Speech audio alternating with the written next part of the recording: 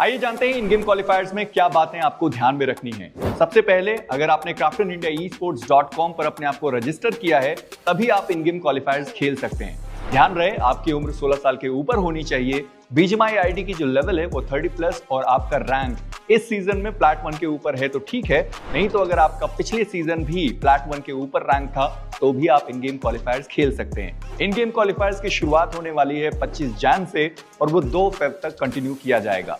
2 Feb के बाद खेले गए मैचेस काउंट नहीं किए जाएंगे। अब बात आती है कि कौन से मैप्स में आप इन मैचेस को खेल सकते हैं। थीम्ड एरेना और थीम्ड मैचेस में मैप्स में आप इन गेम क्वालिफायर्स मैचेस को नहीं खेल सकते। आपको रैंक्ड मैचेस में ही इन मैचेस को खेलने होंगे।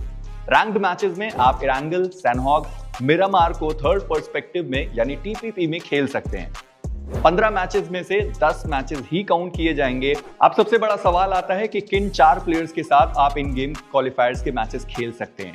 ध्यान रहे कि जिन 4 प्लेयर्स को आपने रजिस्टर किया है सबसे पहले प्लेइंग 4 के अंदर, उन्हीं के साथ आप उन 15 मैचेस को खेल सकते हैं।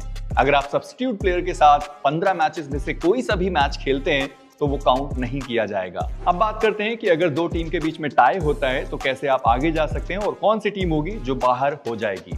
क्राइटेरिया बिल्कुल सिंपल है। सबसे पहले फिनिशेस काउंट किए जाएंगे, then survival time, then accuracy and other related factors. इन गेम क्वालिफायर्स में सबसे ज्यादा पूछे जाने वाला सवाल है कि आपका इन गेम नेम किस तरीके से होना चाहिए, उसका फॉर्मेट क्या होना चाहिए।